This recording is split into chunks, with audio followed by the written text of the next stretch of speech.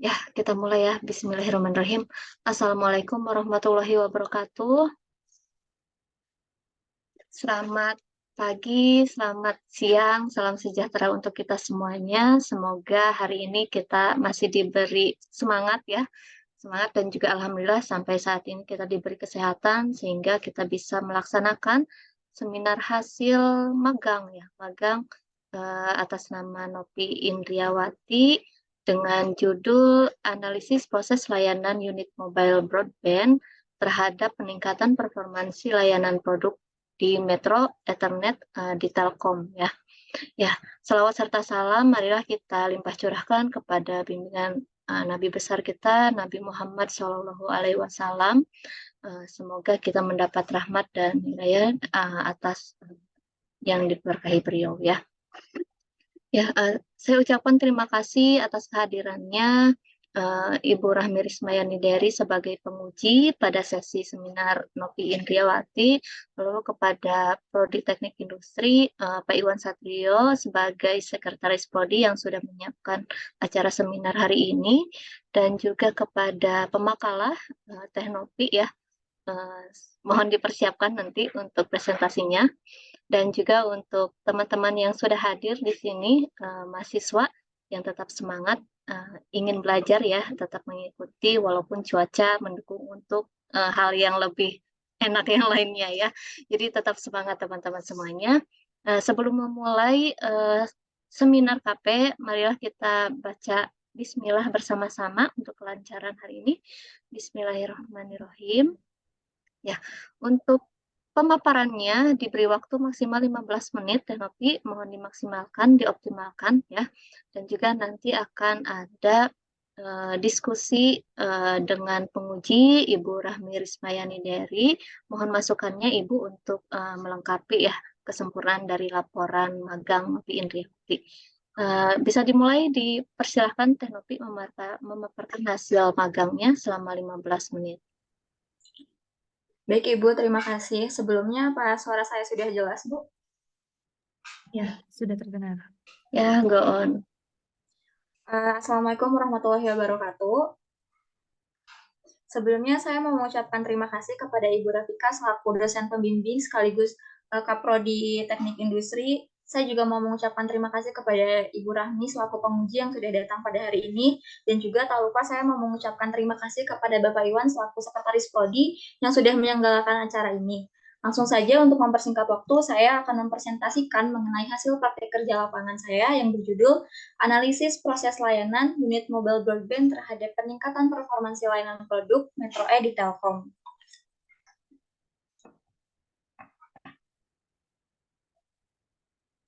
Yang pertama yaitu ada bab pendahuluan, di mana bab pendahuluan ini berisi tentang latar belakang masalah, rumusan masalah, batasan masalah, tujuan dan manfaat, serta sistematika penulisan. Untuk latar belakang sendiri, pada era digitalisasi dan perkembangan teknologi informasi yang pesat, saat ini informasi yang disampaikan tidak hanya harus serba cepat, tetapi juga harus memiliki keandalan sebuah layanan. Badan Pusat Statistik atau BPS mencatat dari hasil pendataan survei Sunsenas pada tahun 2021, sebanyak 62,10% populasi di Indonesia telah mengakses internet di tahun 2021, yang dikutip dari Mahaini tahun 2021. Hal tersebut membuat Telkom sebagai pemimpin industri telekomunikasi di Indonesia berhadapan dengan tantangan mengenai ekspektasi pelanggan, salah satunya dalam hal mutu layanan. Melalui peningkatan performansi layanan produk. Peningkatan mutu layanan tidak hanya bergantung pada faktor internal produk, tetapi juga pada proses layanannya. Salah satu produk unggulan Telkom yaitu Metro Ethernet yang memberikan solusi konektivitas tinggi berbagai kebutuhan bisnis. Saya memilih menganalisis peningkatan mutu performansi layanan produk Metro E agar menjaga kualitas layanan sesuai dengan permintaan pelanggan untuk mendapatkan solusi perbaikan yang diperlukan dan menyesuaikan strategi untuk mendukung layanan. Selain itu, Metro E juga jarang sekali dibahas, serta pentingnya mutu. Itu menjadi alasan utama saya kenapa saya memilih judul ini. Untuk rumusan masalah sendiri, terdapat 3 rumusan masalah yang diambil. Yang pertama, bagaimana proses layanan pada unit mobile broadband, khususnya produk Metro E. Yang kedua, apa saja faktor-faktor kritis dan berapa besar kontribusinya yang berdampak pada performansi tersebut. Yang ketiga, bagaimana upaya perbaikan faktor kritis yang berdampak pada performansi layanan produk Metro Internet. Selain itu, ada juga batasan-batasan masalah yang dipilih. Antara lain, yang pertama, analisis difokuskan pada produk Metro E. Yang kedua, penelitian ini hanya difokuskan pada unit mobile broadband dalam peningkatan layanan performa. Dan yang terakhir, penelitian ini akan menggunakan pendekatan metode Pareto dan metode 5W1H untuk melakukan analisis usulan perbaikannya. Selain itu, ada sistematika penulisan. Dapat dilihat sistematika penulisan sendiri di sini ada dari bab 1 sampai bab 5. Bab 1 terdiri dari pendahuluan, bab 2 tinjauan pustaka, bab 3 metodologi penelitian, bab 4 hasil pembahasan, dan bab terakhir yaitu penutupan mengenai kesimpulan dan saran. Ada pula tujuan dan manfaatnya. Tujuannya yang pertama, untuk mengetahui proses pelayanan, khususnya layanan unit mobile broadband. Yang ketiga, untuk menentukan faktor kritis apa saja pada mutu layanan produk Metro Internet. Yang ketiga, untuk memahami upaya perbaikan faktor-faktor peningkatan performansi layanan. Dan manfaat yang kita dapat dari hasil praktek kerja yaitu yang pertama, mengetahui gambaran kegiatan layanan unit broadband di Telkom. Dan yang terakhir, melatih kita diri sendiri menghadapi situasi yang berbeda antara teori dan praktek lapangan. Bab kedua yaitu tinjauan pustaka. Nah, dalam tinjauan pustaka ini ada beberapa yang akan dibahas. Pertama, mengenai mutu manajemen mutu. Yang kedua, Metro Internet. Yang ketiga, metode Pareto. Yang selanjutnya, metode 5W1H. Dan yang terakhir, teori mata kuliah konversi. Nah, pertama yaitu Metro Internet. Metro Internet adalah produk untuk mendapatkan jaringan dengan kapasitas lebih tinggi yang fleksibel. Terdapat 2 jenis layanan Metro Internet yang dapat digunakan di Indonesia, yaitu point-to-point dan point-to-multipoint. Manfaatnya adalah satu, layanannya sangat luas. Yang kedua, mampu memenuhi persyaratan layanan voice, video kualitasnya tinggi, dan yang terakhir, fleksibilitas berbagai layanan dan transportasi. Yang kedua yaitu manajemen mutu. Manajemen mutu menurut Dr. Andes Haji Malayu SP Hasibuan adalah sebuah seni atau ilmu untuk mengatur sumber daya yang ada. Dan menurut Edward, kualitas atau mutu suatu barang bila memenuhi standar tinggi, spesifikasi yang ditetapkan dan sesuai dengan tujuan. Mutu itu sendiri dipengaruhi oleh 9 faktor dasar atau bisa kita sebut dengan 9M. Nah, yang ketiga yaitu metode 5W1H. Metode 5W1H ini digunakan sebagai alat untuk membuat usulan perbaikan. Metode ini digunakan secara luas untuk memberikan analisis yang komprehensif dan halus untuk masalah dan pengetahuan tertentu. 5W sendiri memiliki arti what, where, when, why, who, dan yang terakhir how. Yang terakhir yaitu metode Pareto. Prinsip metode Pareto dikenal juga dengan aturan 80-20. Prinsip metode ini secara efektif digunakan untuk memisahkan penyebab utama dari serangkaian banyaknya permasalahan. Fokusannya menjadi efisien dan efektif. Ada dua cara menggunakan prinsip Pareto ini. Yang pertama, secara tradisional, yaitu membutuhkan analisis metode kuantitatif, membangun sebab dan hasil, serta yang kedua yaitu penggunaan secara tradisional, di mana penggunaan secara tradisional membangun sebab dan hasil, serta kedua memberikan pandangan terhadap fakta yang diberikan kebebasan penafsiran secara kuantitatif. Prosedur pembuatan Pareto memiliki 9 langkah.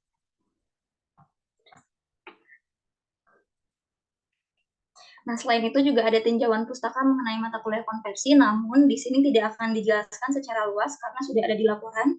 Mengingat waktunya juga sempit. Yang pertama saya akan sebutkan saja analisis perancangan perusahaan, yang kedua terdapat manajemen teknologi, yang ketiga studi kelayakan perusahaan, yang keempat metode peramalan, dan yang terakhir pemodelan dan simulasi.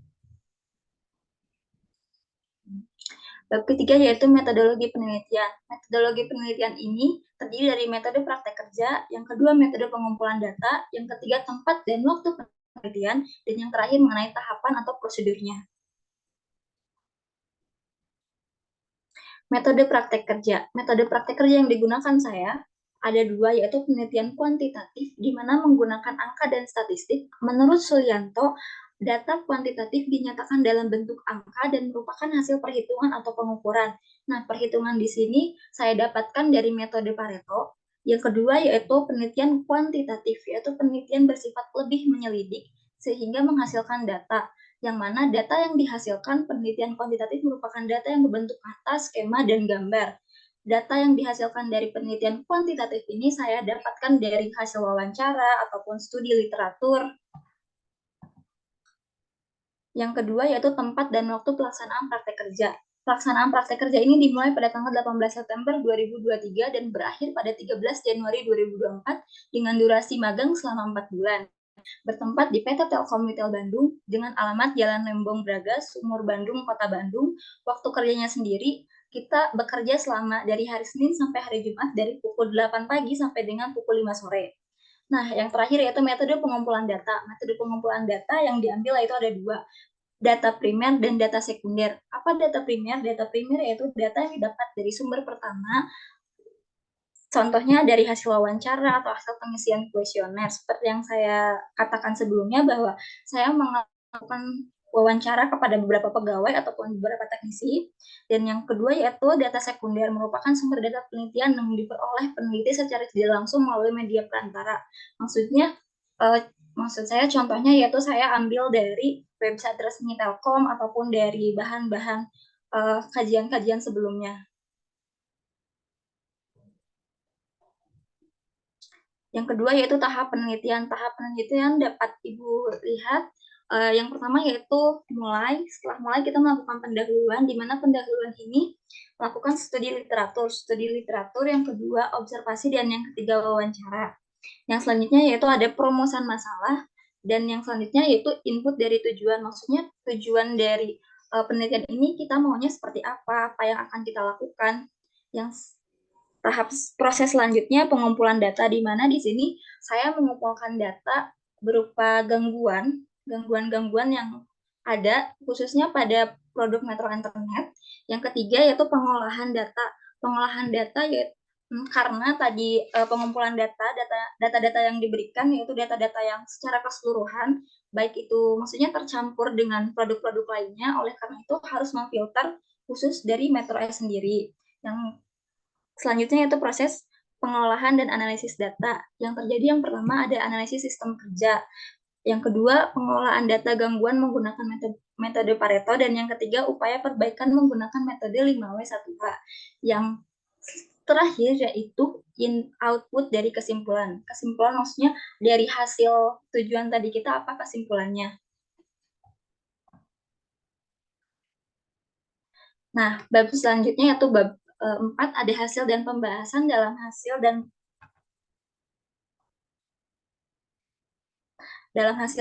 hasil ada proses kerja. Nah, dalam hasil ada sejarah singkat mengenai perusahaan. Sejarah singkat mengenai perusahaan ini saya ambil bersumber resmi dari Telkom, yaitu website Telkom, yang di dalamnya terisi mengenai purpose, visi misi PT Telkom, logo instansi, dan badan hukum.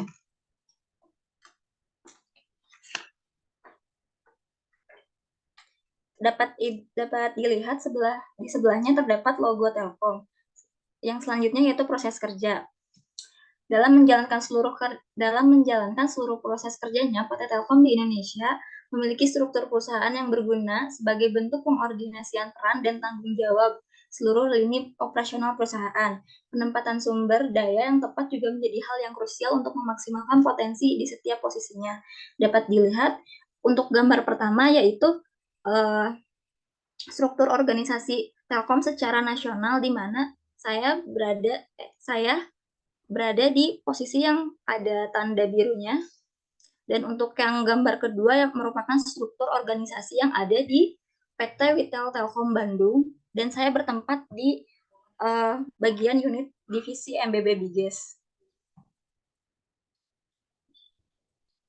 Nah, yang kedua ada bagaimana proses bisnis yang terjadi di perusahaan. Secara umum, proses bisnis itu terjadi ada dua, yaitu fulfillment dan asuran. Fulfillment sendiri merupakan proses pelayanan yang terdapat di divisi MBB Business Operation dengan proses sebagai berikut. Yang pertama ada pelanggan. Dari pelanggan kita langsung terjun ke RWS, di mana ada di dalam RWS ini ada marketing yang melayani pelanggan. Setelah RWS ini selesai, kita lanjut ke support RWS, di mana support RWS ini mereka menganalisis biaya yang dibutuhkan, barang-barang yang dibutuhkan. Selanjutnya ke fulfillment MSO. Fulfillment MSO ini berguna untuk mereka yang menyediakan barang-barang tersebut. Ketika sudah selesai, maka lanjut ke retail, di mana retail sendiri merupakan pelaksana atau eksekutor. Dan yang terakhir adalah setelah close, kita kembali lagi ke atas. Yang selanjutnya yaitu asuran. Untuk asuran yaitu merupakan gangguan, di mana proses bisnis asuran tersaji pada gambar di bawah ini. Dari pelanggan kita ke helpdesk DWS, selanjutnya ke helpdesk MSO, dan selanjutnya ke helpdesk retail, dan terakhir ke teknisi, di mana ke teknisi ini kembali lagi ke atas untuk jalur koordinasinya.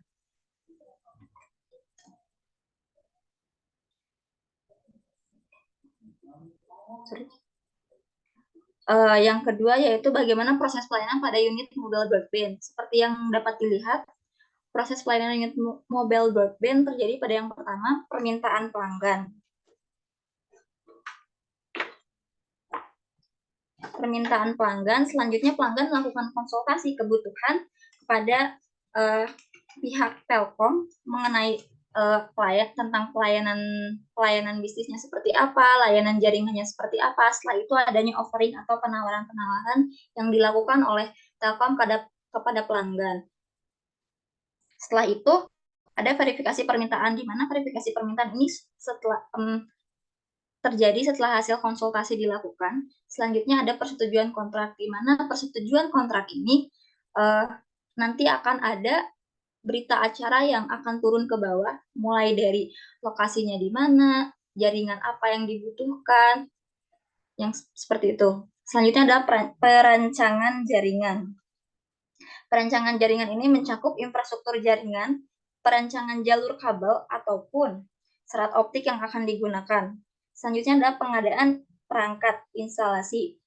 Setelah pengadaan perangkat instalasi dilakukan, maka melakukan eksekusi atau pemasangan perangkat, dan tahap-tahap selanjutnya ada konfigurasi dan pengujian. Selanjutnya ada aktivitas layanan, di mana aktivitas layanan ini dilakukan setelah konfigurasi dan pengujian.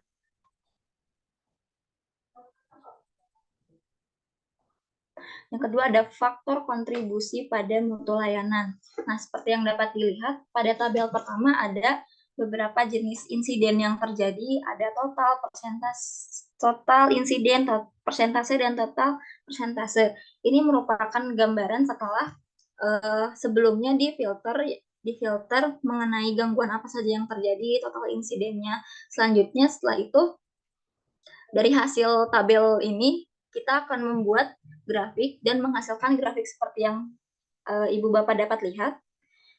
Dengan hasil yaitu hasil grafik diagram Pareto terlihat pada gangguan dominan adalah sebagai berikut. Yang pertama, hujan badai sebanyak 37%, kerja pihak ketiga sebanyak 12%, degradasi FO 12%, ISP T-cell 7%, gangguan hewan 6%, power 4%, dan PLN 4%. Nah, yang selanjutnya yaitu upaya perbaikan mutu faktor kritis pada performansi dapat dilihat pada gambar berikut merupakan insiden-insiden yang terjadi, dan selanjutnya yaitu mengenai bagaimana penggunaan metode 5W1H ini. Dari hasilnya yaitu menghasilkan beberapa usulan perbaikan. Yang pertama ada pelapisan kabel yang tahan air, sistem pemantauan, penggantian ECO yang mengalami degradasi, dan penjadwalan pemeliharaan rutin. Selanjutnya ada komunikasi untuk pembangunan status jaringan, penggunaan pelindung fisik, sumber daya cadangan, dan pemantauan kelistrikan.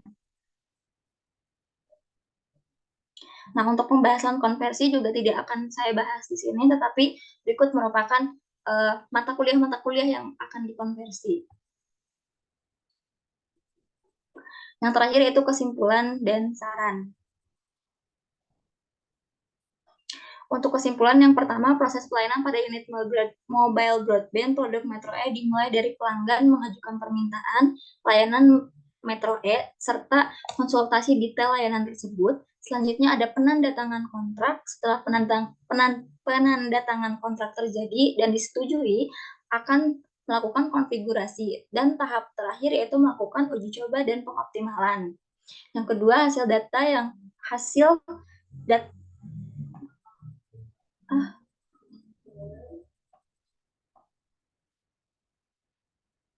maaf Bu.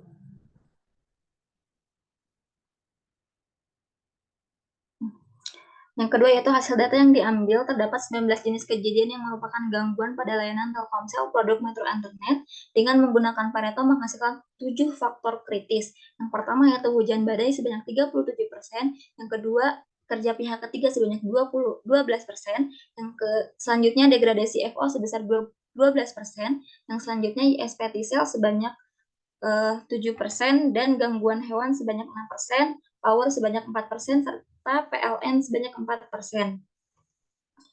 Yang ketiga yaitu usulan perbaikan melibatkan 7 faktor kritis yang telah dilakukan menggunakan metode 5W1H dengan hasil saran perbaikan yaitu lapisan kabel yang tahan air, sistem pemantauan, penggantian FO yang mengalami degradasi, dan penjadwalan pemeliharaan rutin, komunikasi untuk pembaruan status jaringan, penggunaan pelindung fisik, sumber daya cadangan, dan pemantauan kelistrikan. Untuk sarannya, bagi perusahaan yang pertama, memberikan kesempatan bagi mahasiswa magang untuk terlibat dalam proyek sesuai dengan tingkat pengalaman mereka. Yang kedua, menerapkan program rotasi bagi mahasiswa magang. Dan saran untuk kampus ada 2 juga. Yang pertama, tetapkan kerangka kerja magang secara jelas. Yang kedua, sediakan sesi orientasi sebelum magang dimulai. Mungkin sekian dari saya. Mohon maaf bila ada salah kata. Wassalamualaikum warahmatullahi wabarakatuh. Waalaikumsalam warahmatullahi wabarakatuh. Oke, gimana Nopi? Waktunya lebih ya? Iya, Bu. Aduh, gimana nih Bu? Oke, ya terima kasih ya Teh Novi atas pemaparannya. Untuk selanjutnya, mohon sekali kepada Ibu Penguji, Ibu Rahmi Rismayani dari PSIMT, eh, agar bisa memberi masukan ya tentang apa yang Novi paparkan dan juga dari laporan magang Novi Indriyawati. Dipersilakan Bu Rahmi. Ya, terima kasih Bu Rafika. Halo Novi. Halo, Bu. Iya, waktunya lumayan singkat ya. Jadi sebenarnya untuk PowerPoint ini juga tidak perlu terlalu panjang sih sebenarnya ya, karena kita juga penguji sudah punya buku laporan ya kan, jadi kita bisa baca. Jadi mungkin nanti ke depan nih buat teman-teman yang nonton di sini, yang hadir di sini untuk bikin PPT-nya atau udah tahu bikin PPT-nya nggak apa-apa, tapi tidak perlu dibaca semua, tapi inti-intinya saja sehingga waktunya bisa terkejar. Karena penguji insya Allah juga sudah membaca dari laporan yang sudah dikumpulkan ke Prodi. Seperti itu. Jadi kan kalau kayak tadi Novi kayak dikejar-kejar bacanya yuk. Ya, Novi, saya mau tanyakan di Telkom Novi job desk apa Novi?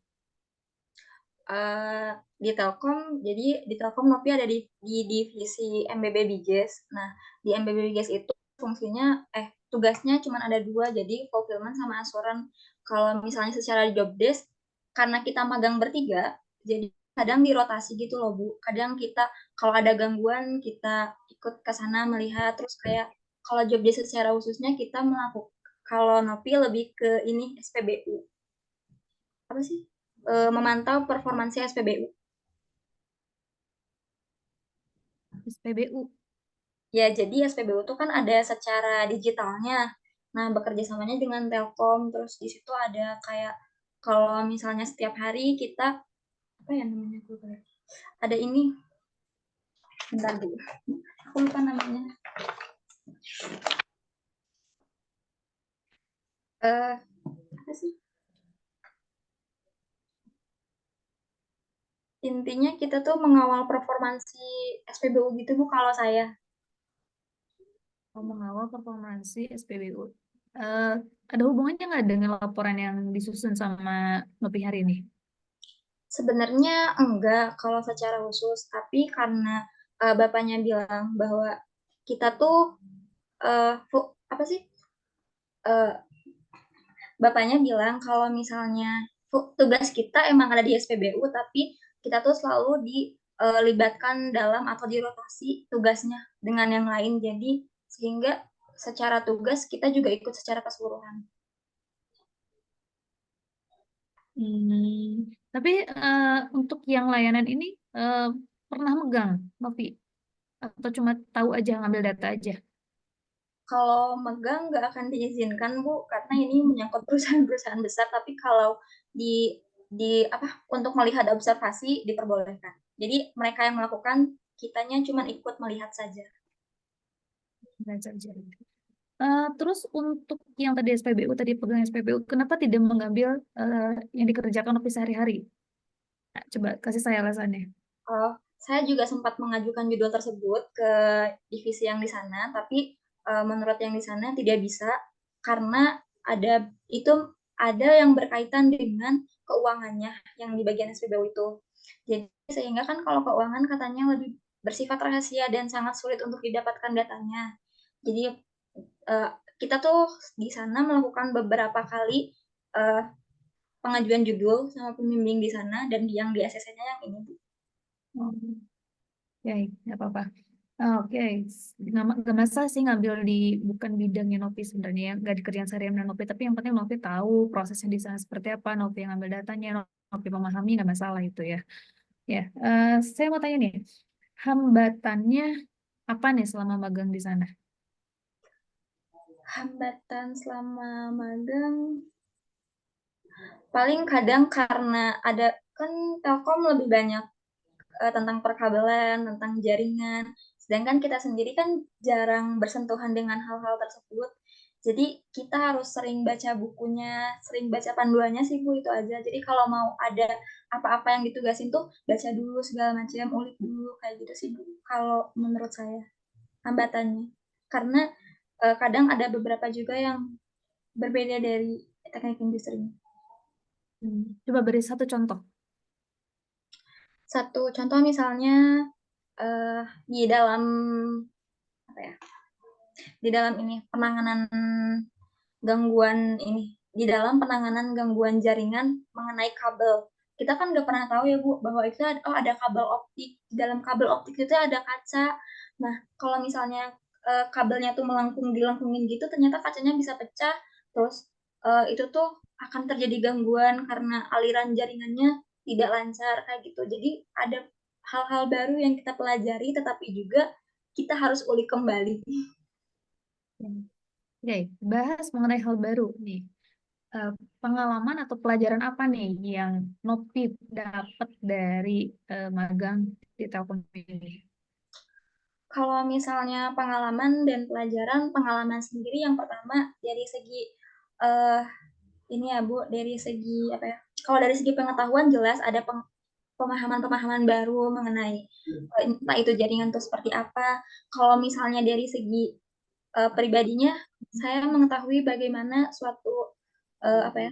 Ketika bekerja itu kita harus memiliki etos kerja yang bagus, loyalitas yang bagus terhadap perusahaan dan uh, kerja sama tim yang bagus karena di divisi saya sendiri sangat menjunjung tinggi itu dan dicontohkannya hal tersebut. Ya bagus. Nah, itulah salah satu kenapa eh, KP atau magang ini wajib diambil oleh seluruh mahasiswa ya. Gitu. Jadi supaya mahasiswa pun tidak kaget kan dan sudah terbiasa bekerja di dunia industri. Oke, selanjutnya nih, kenapa akhirnya Nopi tertarik mengambil judul ini? Yang pertama uh, karena Metro Enter kan ada dua layanan.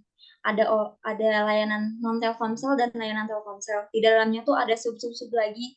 Setelah dicari tahu ternyata Metro ini tuh sangat jarang dibahas, bahkan di internet pun juga hanya beberapa yang membahas. Jadi menurut saya ini menarik karena ya karena belum banyak yang membahas gitu Bu. Dan bapaknya menyetujui. Karena itu aja ya. Oke. Ya, coba tadi saya pindah ke perumusan masalahnya. Boleh pindah.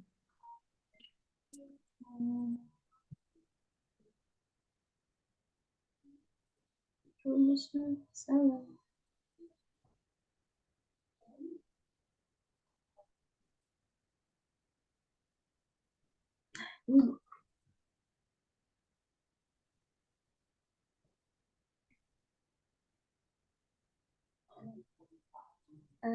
Sudah Bu, ada rumusan masalahnya? Rumusan masalahnya di sini ada Satu lagi nanti lain. ya, sini dulu ya. Iya, di sini rumusan masalah yang pertama bagaimana proses pelayanan pada unit mobile broadband untuk produk ini. Nah, ini sebaiknya masukan dari saya ditambahkan di perusahaan apa gitu kan, di PT apa gitu. Sama semuanya pun ditambahin di tempat pelaksanaan magang atau KP atau penelitian ini dilaksanakan gitu kan. Satu, dua, tiga ya tambahin. Terus kalau ditambahin, kalau bisa ditambahin juga kota tempatnya gitu kan.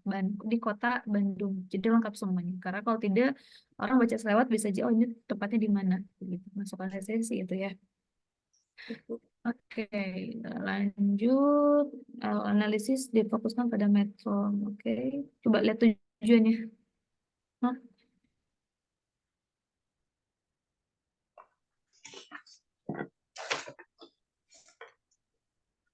Nah, tujuannya ini sebaiknya diselaraskan dengan dari perumusan masalahnya ya. Jadi harus sinkron antara perumusan masalah dengan tujuannya. Jadi kalau kita sinkron tadi ada 3 perumusan masalah, berarti tujuannya pun 3 kecuali nanti ada manfaatnya beda ya. Kan tadi ada tujuan dan manfaat. Tujuan itu berarti yang 3 itu. Tapi kalau mau ada tambahan manfaat, berarti kalau mau ada poin tersendiri manfaatnya untuk apa gitu. Ya, bedakan poinnya. Ini saya lihat sih dari isi sudah oke ya, dari perhitungan juga sudah. Nah, biar cepat langsung aja nih dari saran nih dari yang semua Nopi lakukan di sini nih. Saran apa sih buat perusahaan di sini karena saya tidak melihat nih sarannya hanya untuk coba tadi pindah ke saran. Nah,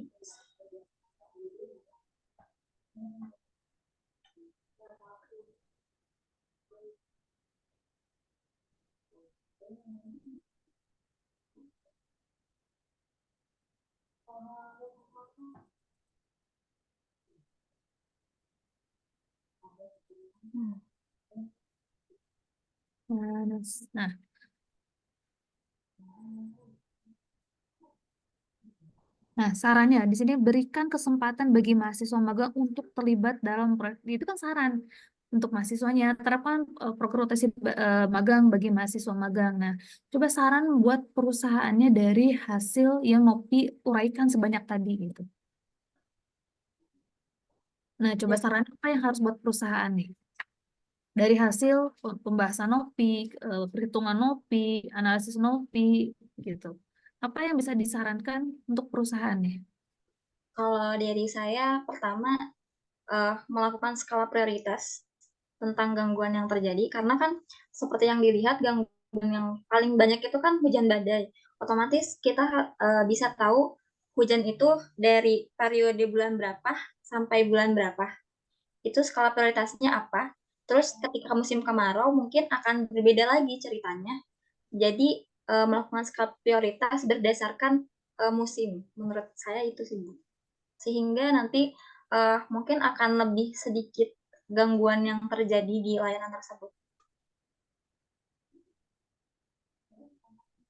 Ya, dan itu salah satunya. Kalau bisa ada beberapa saran lagi nih. Jadi ada beberapa. Jadi itu akan menjadi pertimbangan bagi perusahaan. Apakah yang Nopi terapkan tersebut itu atau hasil yang Nopi teliti atau hasil Nopi analisis itu bisa berguna nggak buat perusahaan. Jadi sehingga tahu langkah-langkah apa sih yang harusnya perusahaan terapkan gitu atau perbaiki gitu atau masukkan gitu kan untuk pertimbangan manajemen mengambil sebuah keputusan gitu.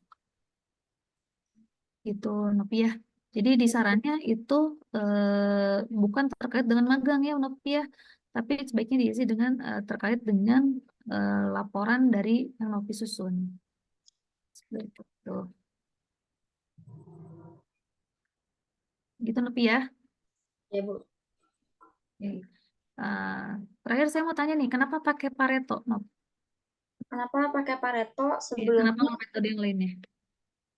Sebelumnya saya sudah konsultasi dengan Bu Asani selaku dosen manajemen mutu, dan Bu, karena emang Pareto kan ada digunakan di manajemen mutu sendiri ya Bu, tapi belum secara pelaksananya belum pernah kita lakukan. Kenapa kita nggak coba untuk menggunakan itu, kan ilmunya juga udah ada kan, udah kita pelajari sebelumnya, jadi tanya dulu apakah cocok. Ternyata kata Bu Asani, oh iya boleh, bisa gitu. Jadi saya memutuskan untuk menggunakan Pareto selain dari sudah kita pelajari, jadi juga sebagai bahan implementasi hasil pembelajaran. Ya, tapi sebaiknya ketika metode itu Nopi harus punya alasan kuat. Kenapa metode itu kan banyak sekali, bukan kata Bu Asani. Bu Asani kan cuma mengiyakan dari kata-kata Nopi ya. Tapi Nopi harus punya perbandingan nih. Ketika menggunakan metode ini, itu untuk apa? Metode ini untuk apa? Metode ini itu kan metode itu banyak sekali dan bisa dikatakan cocok tidaknya sesuai dengan dari kriteria metode itu sendiri untuk apa gitu. Jadi harusnya Nopi lebih banyak membaca metode Pareto tuh fungsinya untuk apa, terus metode yang lain tuh metodenya untuk apa. Jadi biar nemu metodenya klik tidak ini gitu. Nanti kedepannya harus dipahami lagi ya Nopi ya mengenai berbagai metode ya Nopi ya. Ya, mungkin dicukupkan dari saya, Bu Rafika, silakan. Terima kasih Novi. Ya, baik. Terima kasih Bu Rahmi atas masukannya ya. Tapi beberapa saran Bu Rahmi sebetulnya sudah saya sampaikan ya, terlewat ya. Tapi Ya, kalau kayak tadi di tujuan, saya juga kaget ini kenapa di laporannya 3, di PowerPoint jadi 5. Waduh, gitu ya. karena saya pikir untuk mempersingkat waktu, oh disatukan saja, tidak apa-apa, ternyata tidak boleh. Ya itu jadi bumerang kamu tuh udah diperbaiki padahal. Ya, untuk saran dari Bu Rahmi nanti kita diskusikan kembali tentang penulisan, dan tadi betul ya untuk saran untuk perusahaan, Nopi sudah menganalisis tuh. Dari kesimpulan juga ada nih, kesimpulan 2 ini. Nah, bagaimana kesimpulan 2 ini diterapkan untuk perusahaan? Mungkin itu bisa jadi salah satu kuncinya ya. Kalau Nopi bingung saran apa yang bisa saya sampaikan nih untuk perusahaan. Nah, coba lihatlah di kesimpulan ini. Kesimpulan ini. Oke. Mungkin selanjutnya dari Pak Iwan ada tambahan? Dari Chef Prodi? Aman. Ada tambahan sedikit mengenai itu ya. Mohon bisa mengisi link yang kita berikan untuk absensi. Kemudian yang kedua adalah bagi Nopi untuk melaksanakan pengisian laporan ya. Laporan final saya lihat sudah. Kemudian yang belum PPT seminar karena tadi juga nyerahkannya. PPT seminar silahkan diinput di link yang kita serahkan ya. Kemudian nilai lapangan udah ada belum Nopi ya? Sudah Apa Pak, udah ya? sudah di upload. Oh sudah, saya lihat sudah ya. Ini pembimbing lapangan sudah. Halo? Sudah Pak. Sudah ya, nilai pembimbing lapangan sudah. Terus jurnal nanti koordinasi dengan pembimbing dan penguji ya. Kita sih dari Prodi memberi masukan untuk jurnalnya menggunakan jurnal teknologi Nusantara, itu bisa diambil, di-download di link Google Drive yang sudah kita serahkan. Di situ ada folder mengenai jurnal dan proceeding. Jadi kalau tidak, saya rasa sih cukup sekian. Sama file video ya. Video mohon disusun dan segera dibuat. Kemudian kalau yang jurnal itu mohon menunggu setelah lengkap ya. Jadi setelah lengkap masukan dari pembimbing dan penguji, masukkan ke revisi laporannya. Nah dari revisi laporannya itu yang sudah lengkap menurut pembimbing dan penguji itu baru bisa dimasukkan ke jurnal ya, untuk di ini, karena nanti jurnal kan harus sebaik mungkin untuk dipublish ya. Saya rasa cukup. Makasih Bu Rafika, Bu Rahmi. Baik, terima kasih Pak Iwan ya yang selalu mengingatkan kita nih. Jadi kalian juga harus cross check ya, nanti masing-masing cross check apa nih saya yang belum lengkap ya. Oke, nanti Novi bisa lihat ke yang slide apa namanya tadi, konversi mata kuliah. Ini Bu. Mata kuliah apa saja itu? Yang pertama ada analisis perancangan perusahaan, yang kedua manajemen teknologi, yang ketiga studi kelayakan perusahaan, yang selanjutnya metode peramalan lanjut, yang terakhir pemodelan dan simulasi, dan selanjutnya sebenarnya manajemen mutu, tapi karena manajemen mutu dirasa sudah diwakili di ini, jadi tidak dimasukkan Bu, lupa. Manajemen mutu. Manajemen proyek nggak masuk. Enggak Bu, karena sudah diambil di semester sebelumnya. Oke, oke, itu ya. Ya Bu. Oke, ada ya di laporan bukti-buktinya. Ada Bu. Sebentar.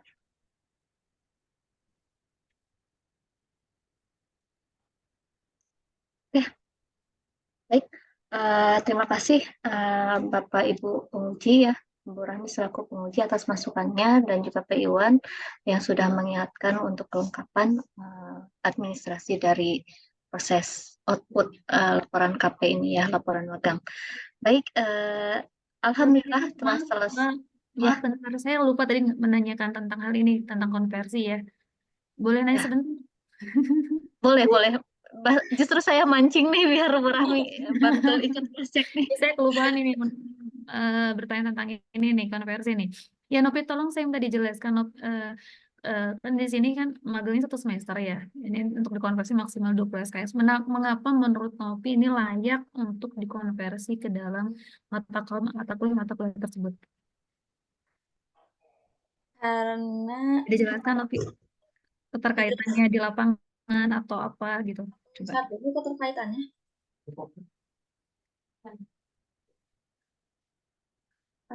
Bagaimana bisa diulangi pertanyaannya? Ya, Bu? kamu jelasin aja yang di laporan tuh hasil kesini nih, yang kamu kerjakan untuk dikonversi ke mata kuliah ini tuh apa saja? Baik Bu. Untuk dianalisis perancangan, sebentar Bu.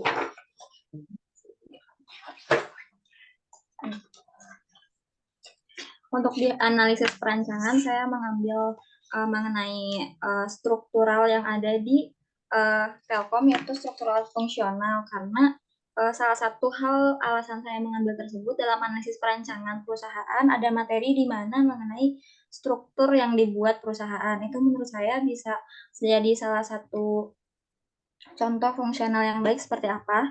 Yang kedua mengenai manajemen teknologi. Untuk manajemen teknologi sendiri, saya mengambil Telkomcare. Kenapa mengambil Telkomcare?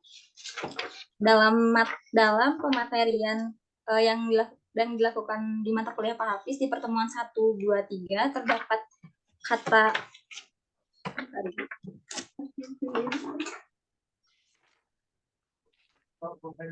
sebentar Bu, saya lihat dulu ini ya.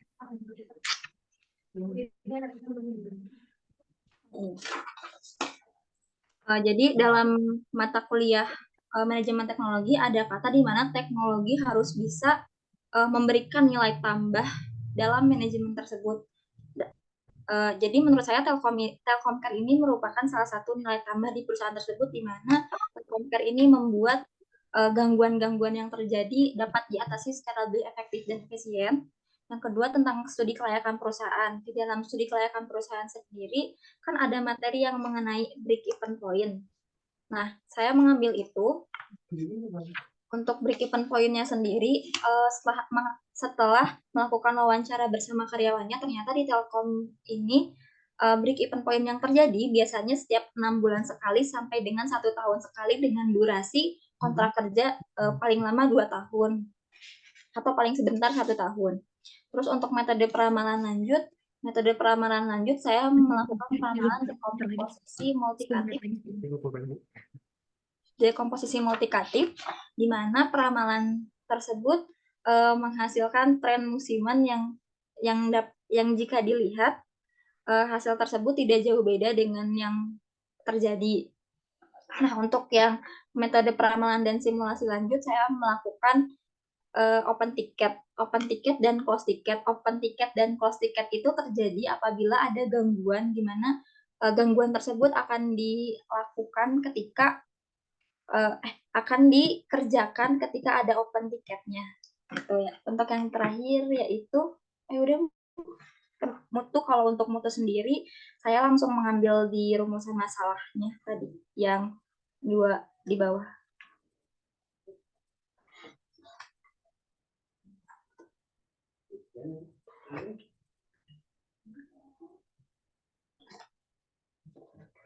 Ya, oke. Terima kasih penjelasannya, Novi. Ya, cukup, Bu Rafika. Terima kasih.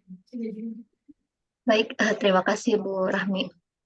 Ya, oke Novi. Terakhir dong, kasih pesan-kesannya dari hasil magang untuk audiens. Kesannya untuk pesannya pertama mungkin untuk peserta magang yang akan selanjutnya atau yang sedang melakukan lebih banyak berinteraksi dengan karyawan, terus lebih menghormati siapapun, karena saya pernah lihat secara langsung mahasiswa yang kurang hormat terhadap yang ada di sana, apalagi jabatan. Jadi ketika kita magang jangan pernah lihat bahwa orang ini jabatannya lebih ada yang di bawah, kan ada yang di atas. Kita selaku peserta magang harus menyamaratakan, hormati siapapun yang ada di perusahaan. Terus untuk kesannya magang di Telkom, jujur untuk kesan sangat berkesan karena seluruh karyawan dan seluruh pegawainya sangat baik, juga memberikan pelajaran, bukan hanya pelajaran pengetahuan, tapi juga pelajaran tentang kehidupan, entah itu pribadi, tentang pekerjaan, ataupun tentang perkuliahan. Mungkin itu saja, Bu. Oke, baik. Terima kasih. Biar nanti yang adik tingkat lihat lagi nih di YouTube kita nih ya kalau muter. Ya, terima kasih Bapak Ibu semuanya dan juga mahasiswa yang sudah hadir di acara seminar hasil magang dari Teknopi Indriawati ya.